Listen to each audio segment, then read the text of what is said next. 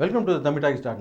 இன்றைக்கி நம்ம திரைவிமர்சன நிகழ்ச்சியில் இயக்குனர் கேரி கிரே இயக்கத்தில் வெளியே வந்திருக்கிற ஃபாஸ்ட் அண்ட் ஃபியூரியஸ் பார்ட் 8 பற்றி பார்க்க போகிறோம். ஃபாஸ்ட் அண்ட் ஃபியூரியஸ் பார்ட் 8 இந்த படத்துடைய கதையை பற்றி பார்த்தோம்னா, படத்துடைய ஆரம்பத்தில் ஹவானா தீவில் வின் டீசலை காமிக்கிறாங்க.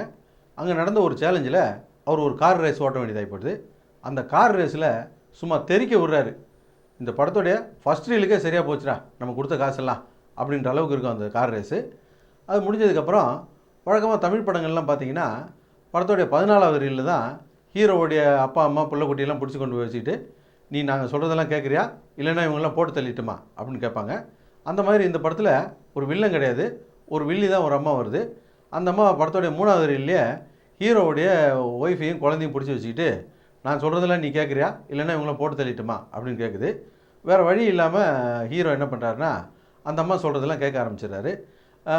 அந்த அம்மா சொல்கிற தேச விரோத செயல்லாம் இவர் செய்கிறதுனால இவருடைய நண்பர்களே இவருக்கு எதிரி ஆகிடுறாங்க. அதுக்கப்புறம் என்னாச்சு அப்படிங்கிறதான் இந்த படத்துடைய கதை. ஃபாஸ்ட் அண்ட் ஃபியூரியஸ் சீரியஸை தொடர்ச்சியாக பார்த்துக்கிட்டு இருக்கவங்களுக்கு நல்லா தெரியும் இந்த படங்களில் நல்ல கார் சேசிங் இருக்குன்னு. ஆனால் அதையும் மீறி இந்த படங்களில் நல்ல எமோஷனல் சென்டிமெண்ட் சீன்ஸ் எல்லாம் இருக்கும். ஆனால் இந்த படத்தில் அது மிஸ்ஸிங். இந்த மாதிரியான எமோஷன் சென்டிமெண்ட்லாம் இல்லாததுனால இந்த படத்தை முழுமையாக ஒன்றி பார்க்க முடியல. அப்புறம் இந்த படத்தை நாங்கள் தமிழில் தான் பார்த்தோம். இங்கிலீஷ் படங்களை தமிழில் பண்ணும்போது கொஞ்சம் லோக்கலாக வசனம் எழுதுவாங்க. இதில் வந்து கொஞ்சம் ஒரு படி மேலேயே போய் தர லோக்கலாக எழுதியிருக்காங்க. ட்ரைசி கிப்சனுடைய டைமிங் காமெடிலாம் செம காமெடியாக இருந்தது. படம் முழுக்க கார் சேசிங்லாம் ரொம்ப நல்லாவே இருக்குது. ஆனால் படம் முழுக்க கார் சேசிங் மட்டும்தானா, வேறு எதுவுமே இல்லையா அப்படின்ற ஒரு சலிப்பையும் ஏற்படுத்துது.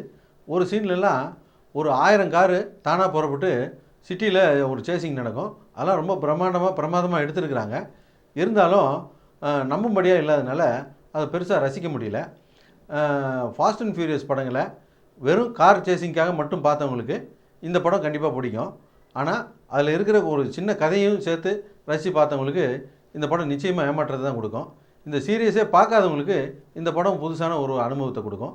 எங்களுடைய நிகழ்ச்சிகள் உங்களுக்கு பிடித்திருந்தால் உடனுக்குடன் கண்டு மகிழ கீழே யூடியூப் சேனலுக்கு சப்ஸ்கிரைப் பண்ணுங்கள்.